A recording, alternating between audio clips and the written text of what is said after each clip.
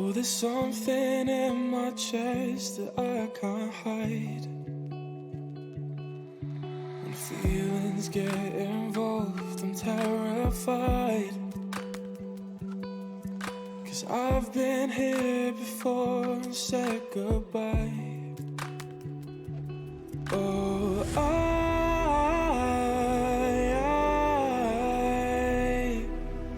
are you the one when I try to look, I wish I'd find?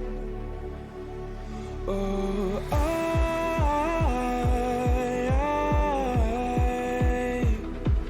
how can I love when I've been hurt 100 times? For you I'd give it one more try.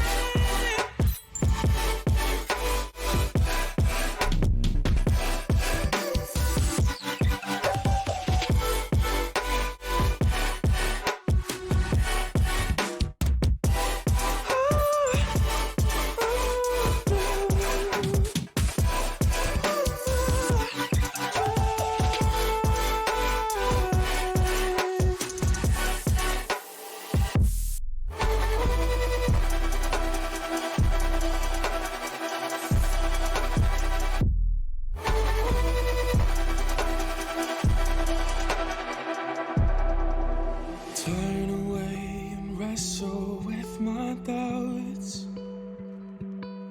Oh, I leave them all behind, but don't know how. Bury my head deep within the crowd, but I'm reaching for your hand to pull me out. Oh,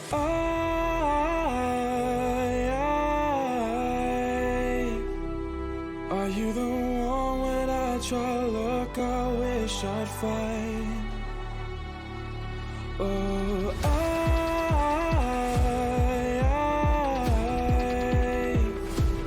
how can I love when I've been hurt 100 times?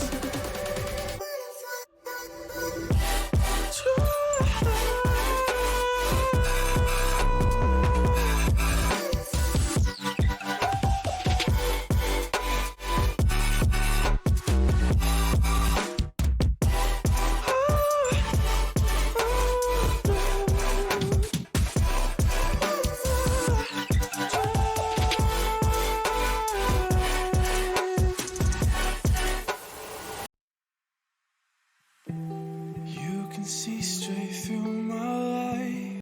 Okay, folks. Hello.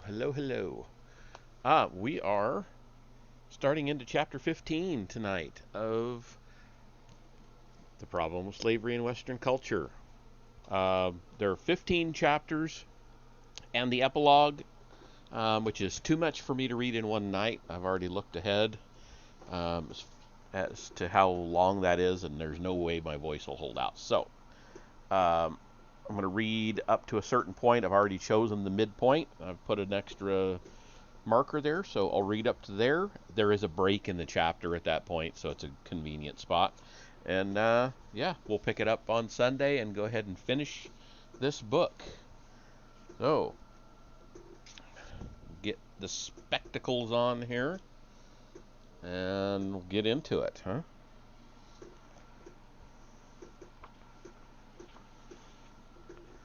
Okay. So, chapter 15, The Changing Image of the Negro. We have suggested that by the 1760s, broad changes in cultural values had undermined traditional religious and philosophic justifications for slavery. Yet the very trends of thought which weakened biblical and historical sanctions also magnified the importance of man's mental and physical characteristics. Insofar as the Enlightenment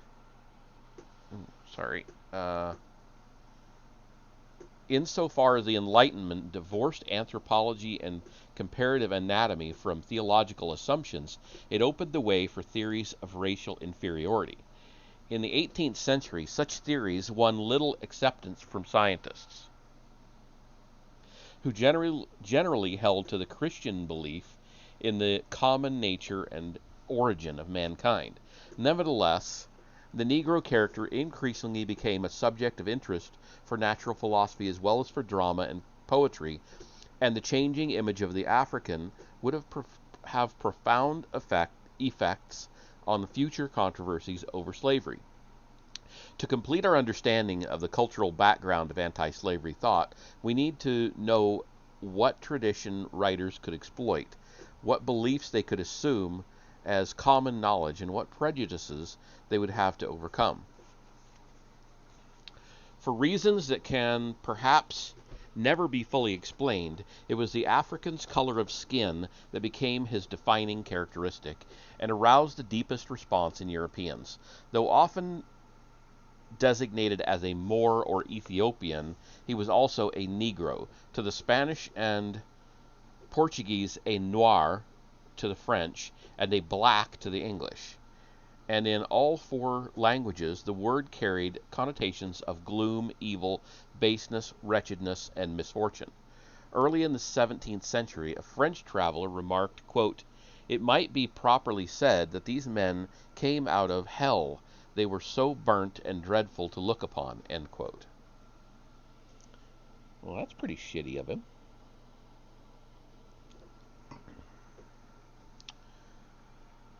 A century later, John Adkins agreed that, quote, "the black color and woolly tegument of these Guineans is what first obtrudes itself on our observations and distinguishes them from the rest of mankind," end quote. And then there's a second quote. "This gloomy race of mankind," said Oliver Goldsmith, "is found to blacken all the southern parts of Africa from 18 degrees north of the line," end quote. And after stating his preference for, quote, "the lovely white and red," end quote, sorry, actually not the end of the quote, "the lovely white and red," Benjamin Franklin admitted, "Perhaps I am partial to the complexion of my country, for such kind of partiality is natural to mankind," end quote. Franklin did not think it necessary to explain the grounds in which he classed red and white as the complexions of his country. Harry Levine, or Levin, there's no E, so I guess it's Levin, has shown how the moral and aesthetic, quote, "power of blackness," end quote, pervades a host of cultures and mythologies. God brought light into the dark void and divided day from night. There were the forces of Ormazd and the forces of Ahriman, the children of light and the children of darkness. Black was the color of death and of the river Styx of the devil. It was the color of bad magic and melancholy, of poison, mourning, forsaken love, and the lowest pit of hell. There were black arts and black humors, black mail and black lists, black guards and black knights, the black death and, quote, "souls as black as pike," end quote. Borrowing the theme from Ovid, Gower and Chaucer had Phoebus punish the crow by depriving him of his song and feathers. Quote, "Well more white than any swan," end quote. Henceforth, said Phoebus to Corvus. There's a bunch. Quote, "Thou and thine of spring ever shall be black." It says Blake, but I'm, end quote. Before the discovery of America, Saracens were said to be, quote, "black and bla-alsled." I don't know what that's supposed to mean, end quote. And there were countless legends of men turning black from sin and of black races sprung from hell. White, Herman Melville tells us, is the color of purity and justice, of joy and sovereignty and holiness. It gave the European, quote, "ideal mastership over every dusky tribe," end quote. Yet there, quote, God, I hate it when they do this, quote, "lurks an elusive something in the innermost idea of this hue, which strikes more panic to the soul than that redness which affrights in blood," end quote. Only the most unimaginative minds could fail to see the moral ambiguities of color. A black whale or white Othello would lose all meaning. Through the ages, men prized the darkest jet and ebony. Shakespeare's Proteus repeats, quote, the old saying that black men are pearls in beauteous ladies' eyes, end quote, though Julia replies, quote, 'tis true such pearls as put out ladies' eyes, for I had rather wink than look on them, end quote. According to Edmund Burke, blackness was a prime source of the sublime. Any dark object had the effect of relaxing the pupil of the eye, which then recovered by a kind of, quote, compulsive spring, end quote. This optical shock evoked emotions of pain and terror. Burke told of a blind boy who had suddenly acquired vision as a result of surgery. Quote, the first time the boy saw a black object, it gave him great uneasiness. Some time after, upon accidentally seeing a Negro woman, he was struck with great horror at the sight, end quote. Custom, however, quote, reconciles us to everything, end quote, and we learn to transmute our fear of dark things into feelings of awe, melancholy, and fascination. I hate it when they have quote after quote after quote after quote, and it's really hard to read. Despite the sinister connotations of blackness, and despite the esteem which painters and poets showed for the fairest complexions, it was the opinion of Sir Thomas Browne, of Sir Joshua Reynolds, and of Lord Kaimes that standards of beauty were a matter of custom. The African, no doubt, was happy with his own color and considered the European less attractive, and Europeans were by no means blind to the physical beauty of Negroes. Velasquez's quote-unquote The Servant portrays the warm flesh tones of a Negro woman whose resigned expression only heightens her great beauty and dignity. Nor was such appreciation confined to Spain. Richard Ligon, writing in London in 1653, recalled that the Negro men he had seen were shaped exactly in accordance with the Albrecht Dürer's rules on proportion. Even a Titian, Titian, could not have captured the softness of muscle and the perfect movements of the young virgins. Quote, the young maids, he went on, have ordinarily very large breasts which stand strutting out so hard and firm as no leaping, jumping, or stirring will cause them to shake any more than the bronze of their arms, end quote. Ligon remembered meeting the black mistress of the governor of St. Jago, quote, and this is a long one, of the greatest beauty and majesty together that ever I saw in one woman, her stature large and excellently shaped, well-favored, full-eyed, and admirably graced. She wore on her head a roll of green taffety, striped with white and philomort. On her body next her linen a petticoat of orange, tawny, and sky color, and upon that a mantle of purple silk. In her ears she wore large pendants, about her neck and on her arms fair pearls. But her eyes were her richest jewels, for they were the largest and most oriental that I have ever seen, end quote.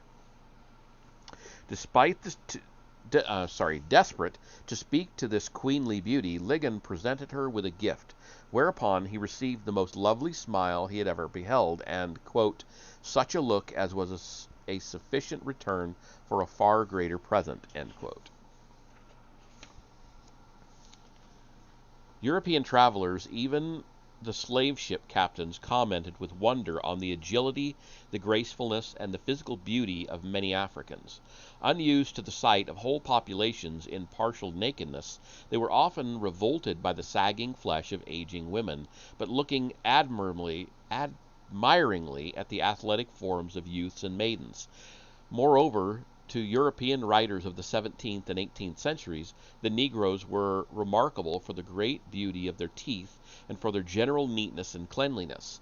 Again and again we find amazement expressed over the African's custom of daily baths, and Samuel Purchas was not the only chronicler to make the blunt confession that although the Africans were totally unashamed of nakedness, quote, yet it is holden shame with them to let a fart, which they wondered at in the Hollanders, esteeming it a contempt, end quote. There was, however, the problem of the Negro's color. Greeks said that when Phaeton's chariot had brought the sun too close to earth, the heat had blackened the Ethiopian's skin by rapidly forcing the blood to the surface. Onesicritus insisted that the cause was not the hot sun, as Theodectes claimed, but rather a different kind of water. This failed to convince Strabo, who observed that while the sun might be equidistant from all parts of the earth, it certainly felt hotter in some regions, and probably darkened men's skin by reducing the amount of moisture on the surface of his skin. The Quran affirmed that hellfire blackens the skin. Negroes said the Babylonian Talmud, said the Babylonian Talmud, were the children of Ham, who, according to varying legends, was cursed with blackness because he had castrated his father, or because he had sexual relations on the ark in violation of God's command. These ancient beliefs were hardly improved upon as Europe entered the modern era. Early in the 17th century, Samuel Purchas subjected, quote, the varieties of answers, end quote, the variety of answers he had heard to the test of reason and religion. In a marginal note, he mentioned the theory that Negroes bore the curse of Ham, who had been punished for knowing his wife in the ark.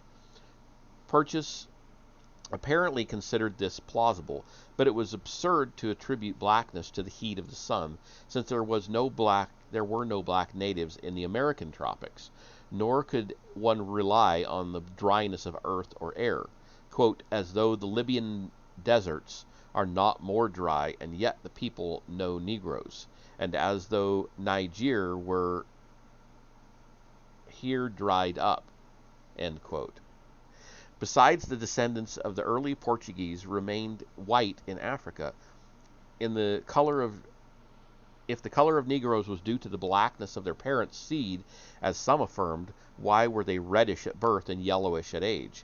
It was then one of God's supreme mysteries, and simply demonstrated the divine pattern of substance and accident, of unity and diversity. And in an eloquent expression of Christian faith, Purchas concluded that God had infinitely multiplied mankind, quote, exceedingly varied in accidents, that we also might serve that one most God, that the tawny Moor, black Negro, dusky Libyan, ash-colored Indian, olive-colored American should, with the whiter European, become one sheepfold under one great shepherd, till his mortality being swallowed up of life, we may all be one as he and the Father are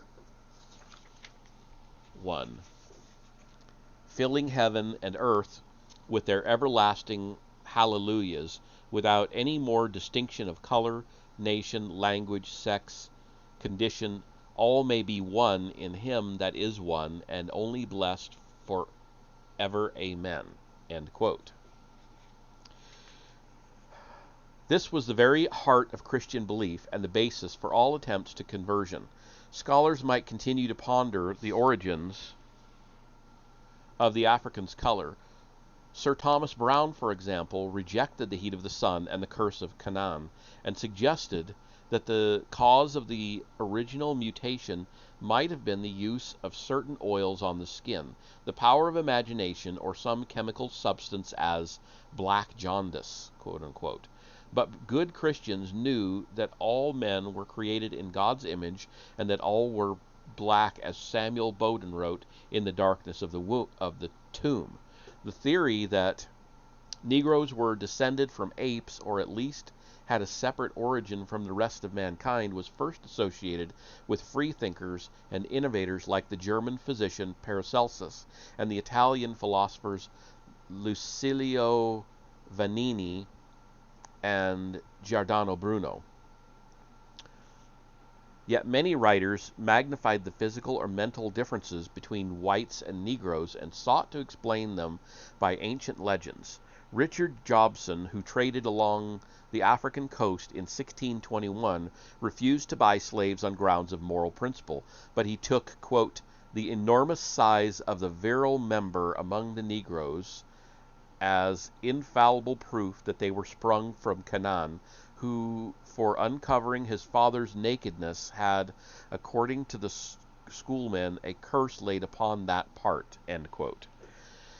Although Peter Heylin was presumably a good Christian, since he was a quote-unquote high-flying Anglican and a friend of Archbishop Laud, he described Negroes as lacking, quote, the use of reason which is peculiar unto man, of little wit, and destitute of all arts and science, prone to luxury, and for the greatest part idolaters, end quote.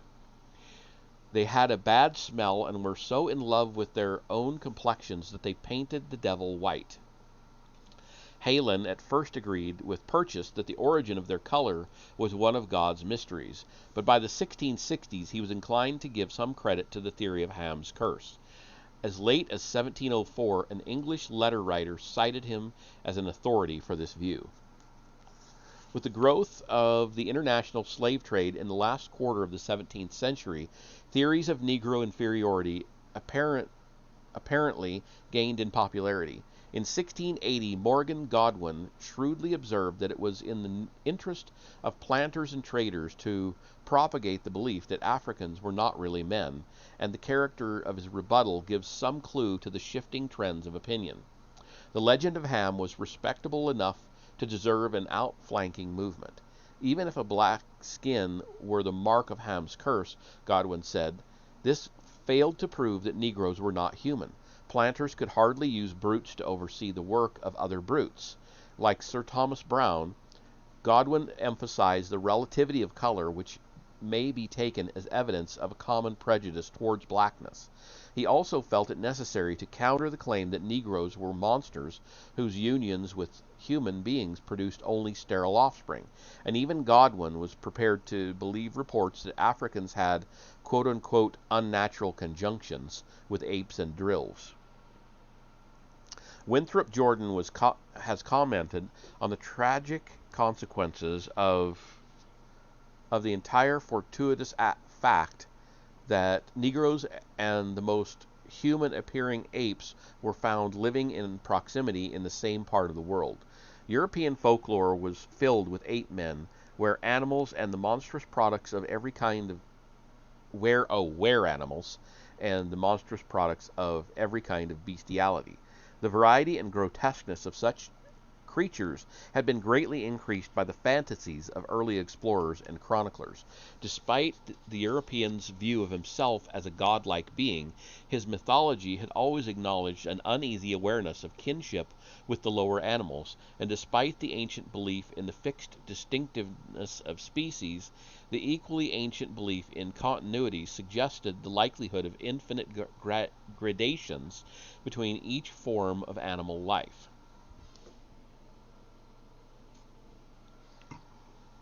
In the late 17th century, one such link between man and the apes was supposedly found in the Hottentots, whose brutish appearance and bestial customs became stereotyped in the literature of the following century.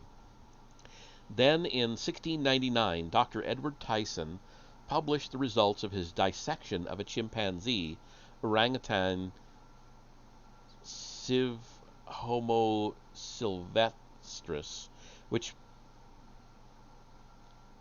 proved the anatomical similarities between man and ape. Sorry, that was kind of a rough section. Anton Lewanock claimed that the blood of Negroes was different from that of whites. Marcello Malpighi located the Negro's color in a layer of mucous membrane between the scarf and true skin. All these discoveries were employed by writers, particularly in France, who argued that the Africans were a separate species and constituted a link between man and the beasts.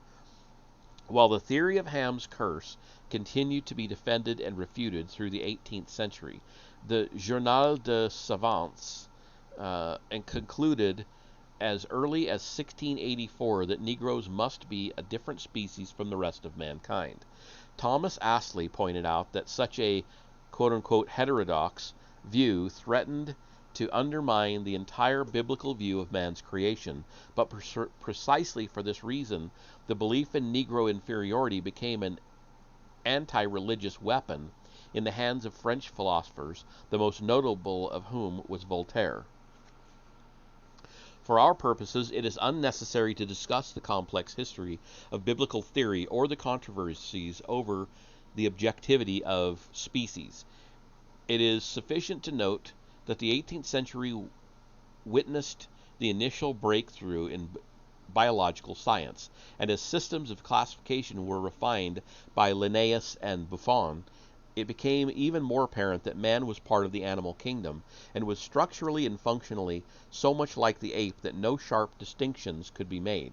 The discoveries of biologists seem to confirm the ancient idea of the chain of being as an infinitely graded continuum from the lowest to the highest forms. The classification of mankind by color and physical type, which was initiated by Francois Bernier in 1684, did not necessarily imply a ranking within the species by relative superiority, yet Bernier referred to the lapes as vilains animaux, quote-unquote, and Linnaeus, who resisted all theories of racial inferiority, described the Africans as, quote, phlegmatic, indolent, and negligent, and governed by caprice, end quote. Various writers, such as Charles Bonnet and Soam Jennings, expressed themselves in an unbroken scale of beings, expressed belief in an unbroken scale of beings, from the ape through the Hottentot to a final pinnacle of genius, usually symbolized by Sir Isaac Newton. Such a ranking by individual intelligence was not the same as relegating an entire race to a subordinate position. Nevertheless, the Negro continued to suffer by his repeated association with the orangutan or chimpanzee. Even Buffon said the orangutan was ardent for Negro women. Lord Mombourdo, who had an obsessive interest in feral men, who claimed that he could prove there had been a mathematics teacher at Inverness with a 1.5 foot long tail, insisted that orangutans were rational men who happened to live in a primitive state of nature. Such blurring of the traditional line between man and the beasts was encouraged by 18th century environmentalism. One of the most extreme environmentalists, Julien de la Mettrie, held that if a monkey were only taught the art of speech, he would be the equal of Louis XV. On one level, this faith in the teachability of all primates blocked the way to theories of racial inferiority. Montesquieu pointed to the importance of climate as a shaping influence, and the Abbé Raynal confidently asserted that Negroes became whiter the longer they lived away from Africa. According to Adam Smith, the philosopher and common street porter had been much alike as children. Individual differences could generally be explained by education, custom, and habit. Similarly, the differences between societies were the result of economic conditions and opportunities. Africa had simply been handicapped by geographic isolation and by a lack of navigable rivers. Men were so plastic that their physical and cultural variations were merely the temporary products of environmental pressures.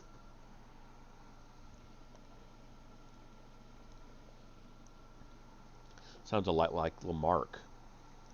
I think it was Lamarck He was the one that theorized that, for example, the um,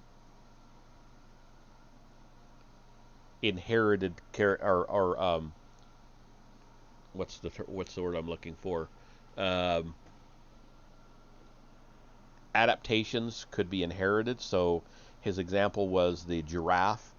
They started out looking basically like horses, but as they needed to stretch higher and higher and higher, they kept stretching their necks and stretching, and then that stretching of the neck got passed on, and then the next generation stretched their necks, and so it was like, yeah, he had an interesting theory.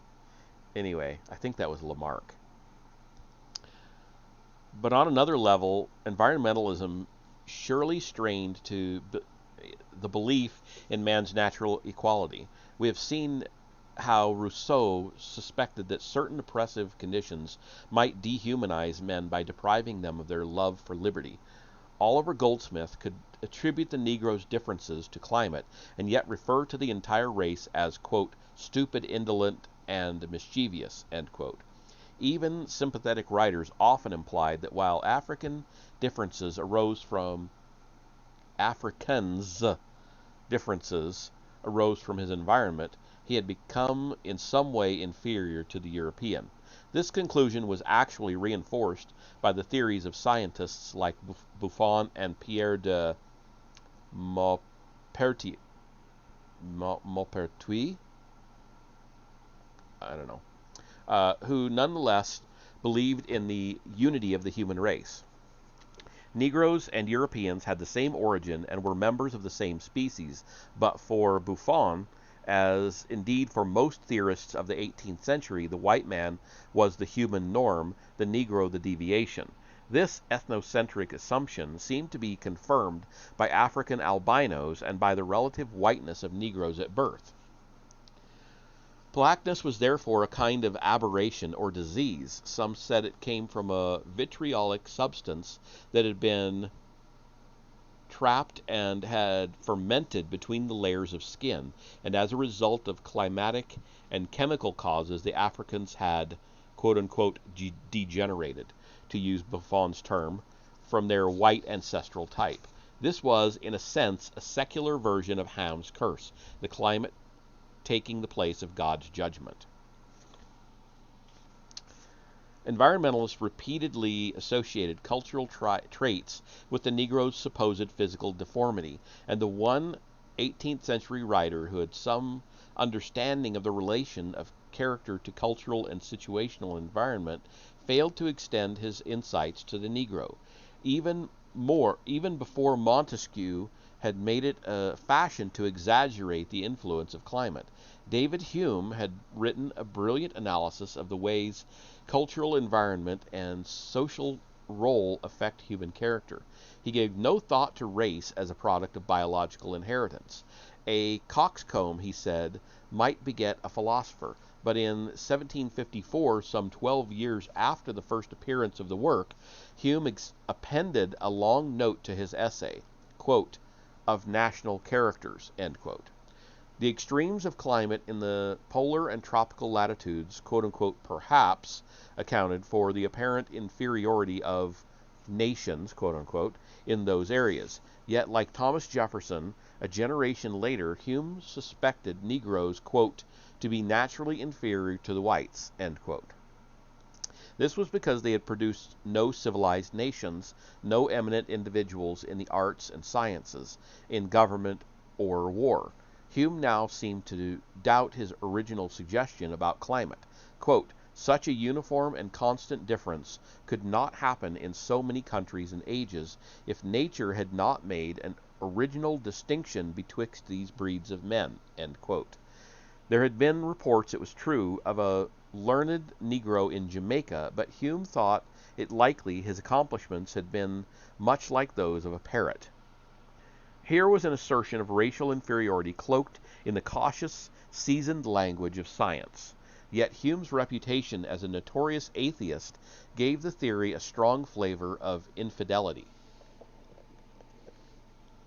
Chambon accused Voltaire of using the same idea to undermine revealed religion and tried to check the subtle strategy with a battery of arguments ranging from biology to Newtonian optics.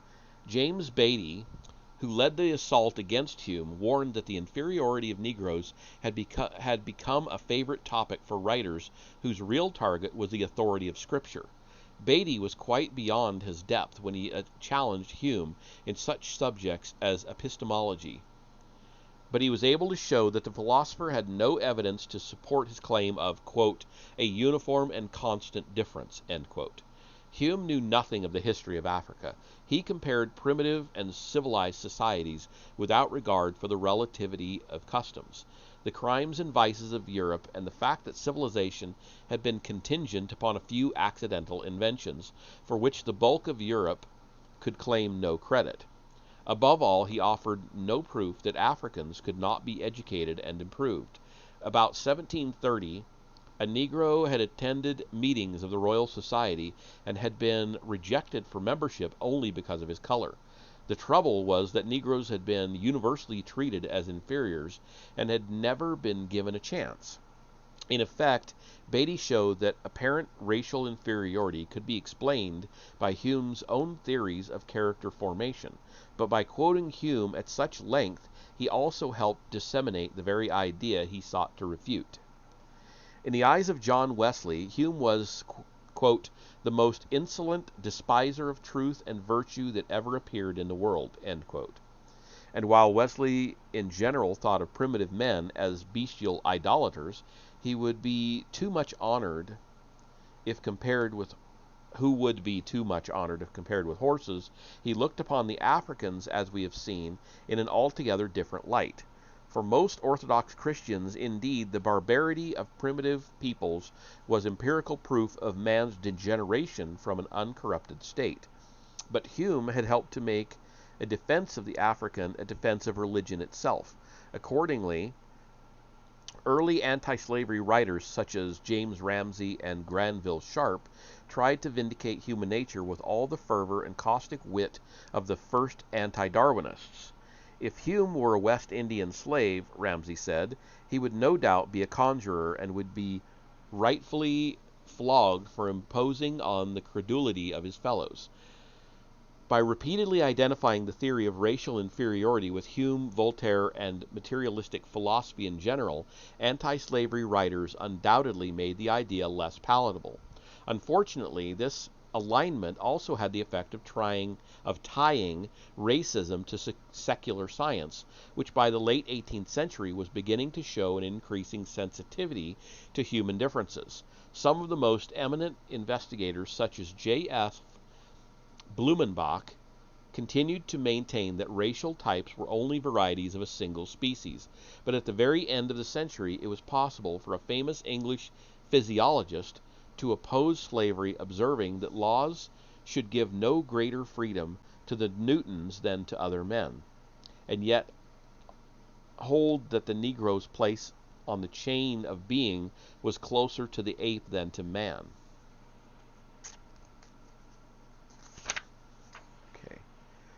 Few 18th century writers could equal Edward Long in gross racial prejudice, and because Long's most outrageous slanders have often been quoted, it is easy to overlook the fact that he assumed the mantle of the scientific philosopher and expressed opinions which were not only public ideology in Jamaica and South Carolina, but were apparently acceptable to an influential minority in Europe. A number of random examples may help substantiate the later point. C.R. Boxer has translated a pamphlet published in Lisbon in 1764, which he says accurately reflects Portuguese racial attitudes of that time. The work is in the form of a dialogue between a Portuguese lawyer and a miner who has recently been in Brazil. The lawyer accepts slavery and even the need for corporal punishment. His arguments are all in defense of the charitable treatment. The miner at first thinks the lawyer must be joking. Since he was a boy, he has heard that Negroes were descended from Cain. In any event, they are black and cannot be true men like the Europeans. In Brazil, they are treated worse than animals and yet endure all their suffering.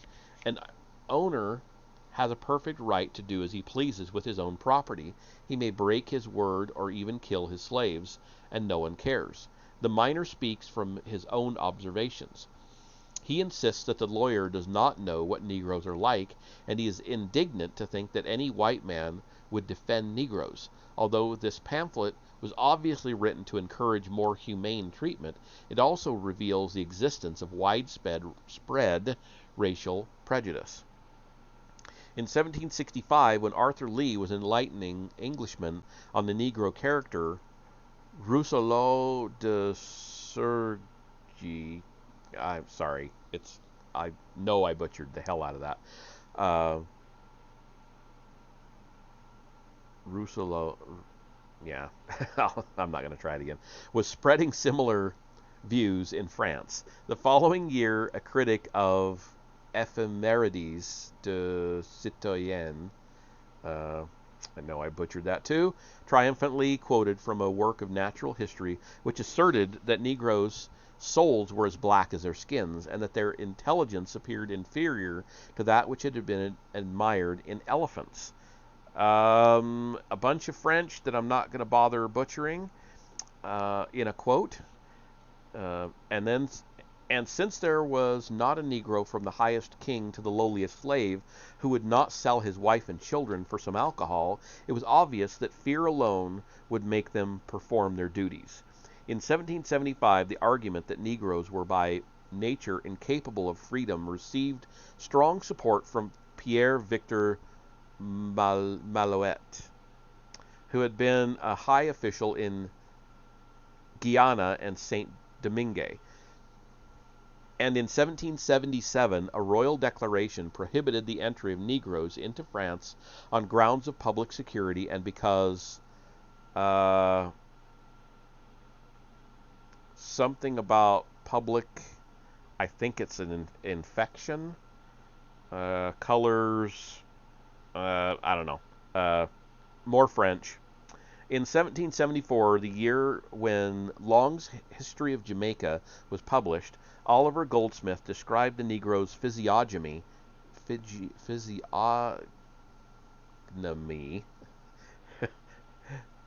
and insupportable, that's quote-unquote insupportable, smell is terms as derogatory as Long's, and in the same year, Janet Shaw, a British quote-unquote lady of quality, visited Antigua and mistook the Negro children for monkeys.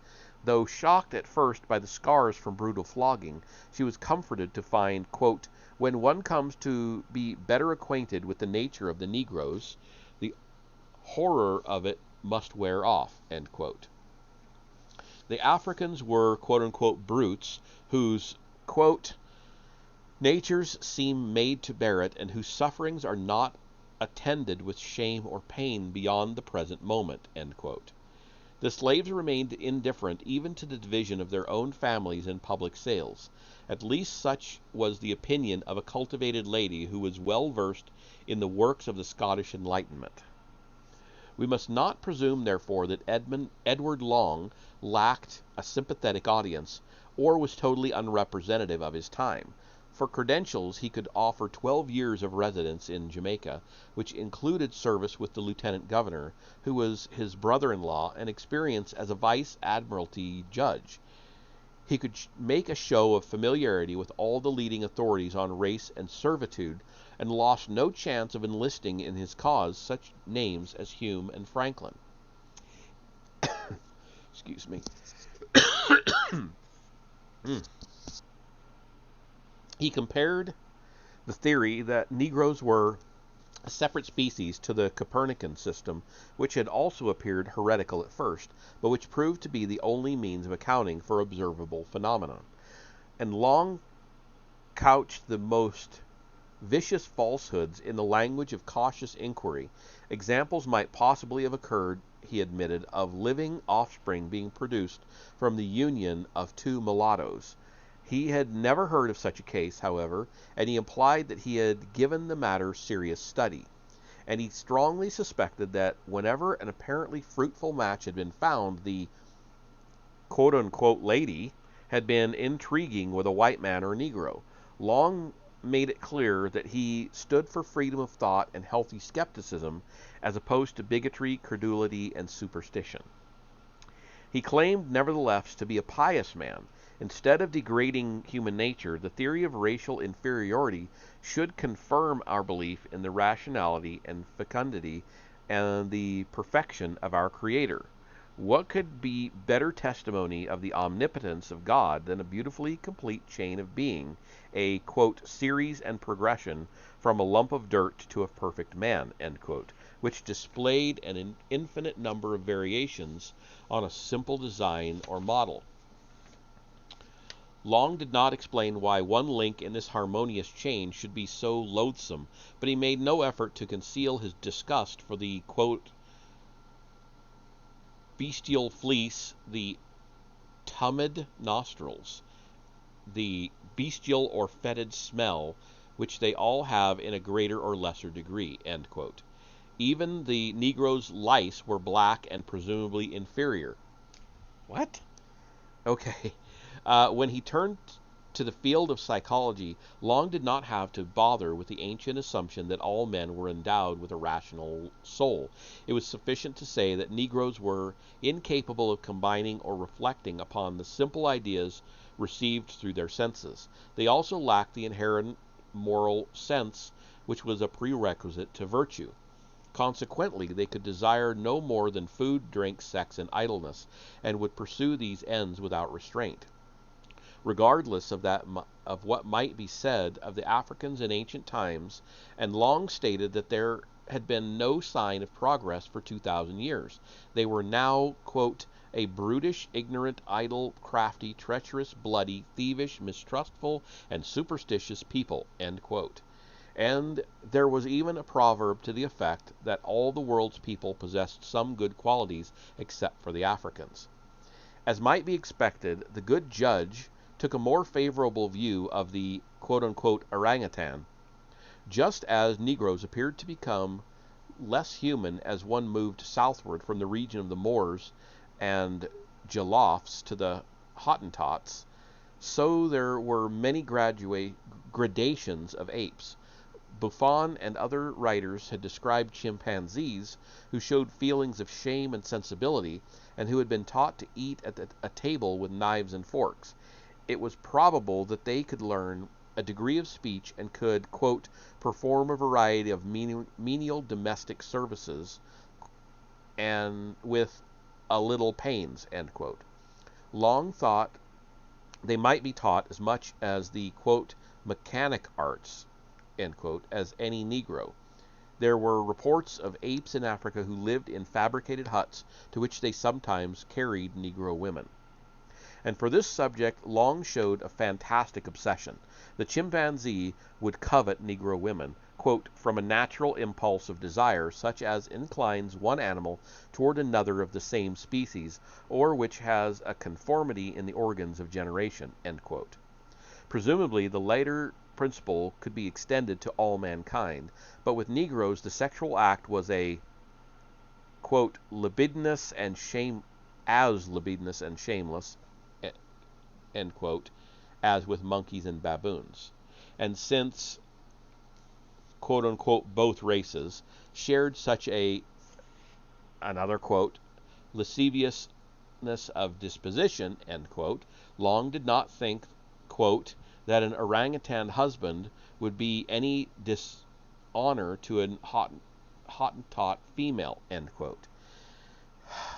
Indeed, there was reason to believe that Negro women frequently admitted such animals to their embraces. Such a union had reportedly occurred in the refined atmosphere of England itself. Thus, quote, how freely may it not operate in the more genial soil of Africa? It doesn't say Africa, it says Afrique. That parent of everything that is monstrous in nature, where the passions rage without any control, and the retired wilderness presents opportunity to gratify them without fear of detection, end quote. Obviously, the West Indies presented a similar opportunity to men like Edward Long, and we may suspect, without indulging in long-distance psychoanalysis, that his obsession with the animality of sex was in some way colored with guilt, and yet he had merely developed universal themes of folk mythology to their most extreme and grotesque conclusions. There were two obvious ways of disproving Long's contention that Negroes were a separate species, inferior to men and closely related to apes.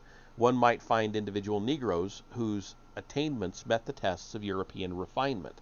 This would become a major preoccupation with anti-slavery writers, and Long did his best to head off the strategy. He recited the history of Francis Williams, who was the quote-unquote parrot referred to by Hume. As an experiment, the Duke of Montagu had Williams educated in England, where he had attended Cambridge University and had progressed in mathematics. After returning to Jamaica, he had written Latin poems and had run a school in Spanish Town, but according to Long, he had, quote, looked down with sovereign contempt on his fellow blacks, entertained the highest opinion of his own knowledge, treated his parents with much disdain, and behaved towards his children and his slaves with a severity burdening upon cruelty, end quote. This could be dismissed as a prejudiced judgment, although such overcompensations are by no means unusual in individuals who have been subject to rapid acculturation. But when he Long printed some of William's celebrated poetry and laid down a highly exacting principle, such specimens must be judged with absolute impartiality. Quote, for if we regard it as an extraordinary production merely because it came from a Negro, we admit it at once that inequality of genius which has been before supposed, and admire it only as a rare phenomenon, end quote. So far as one accepted the premise that Negroes must prove their equality by meeting the standards of European culture, Long's point could not be denied. The problem would continue to plague the opponents of slavery, but another line of attack would be to demonstrate that the inhabitants of Africa were by no means so destitute of culture as Long maintained. And here both sides of the racial controversy would be dependent on the accounts of captains and traders who had mostly gone to the African coast in search of slaves. And that is where we're going to end that reading, because that's the halfway point in this that is way too long for me to get through in one night. So we have the rest of that chapter plus 10 pages of the epilogue to finish on Sunday in the next reading, and then we're done with this book. So, little bit short tonight, but I just know there's no way I'd get through that with my voice intact. So, we'll end it there, and what is this guy's infatuation with French? Yeah, exactly. I don't know. I wish he would have translated some of it, but he quotes it in French, and it's like, I guess, I mean, like, maybe not back in the 1960s, but back in the day, you know, a lot of these guys were writing, they'd be English, but they'd be writing in Latin or Italian or French or whatever, because that was like a sign of their high education. And I don't know, it almost seems like, does he want to try to maintain a little bit of that in his writing? I don't know. But I wish he had translated it for us dumb Americans. So, anyway, that's that. We'll finish it up Sunday.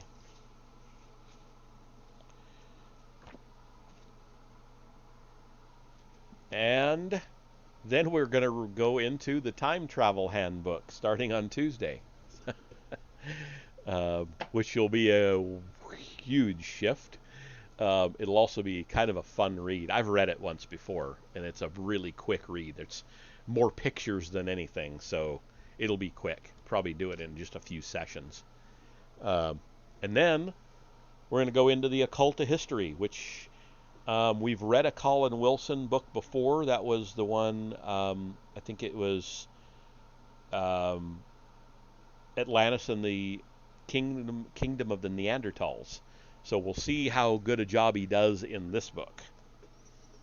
So that's where we'll be going after the time travel book. Another fairly thick book, but what's the type like? I might have to use the cheaters with that too. Pretty small type. So anyway, that's it for now. Am I feeling up for gaming? Not really. Tired tonight. So I think I'll just go and see if there's anybody to raid and go from there. So what do we got? Critical Role is playing, and they've got 7,900 people watching. They don't need us. Mr. Blitzer's playing with The Witcher 3 Wild Hunt. We've been to his quite a bit lately, though. Zeuswood is playing Exoprimal. I have no idea what it is, so I'm going to head on over there, and we'll just see what it is.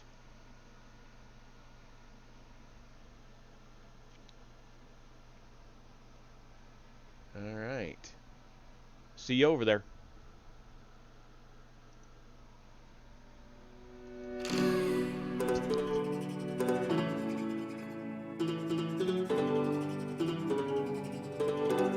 My heart is beating. I know the pieces. Which one is Giga thrust. and one is because I This is have it. seen Yes, I'm a motherfucking goblin. Minute coming through with the motherfucking Raider Reno coming through hanging out. What's up, man?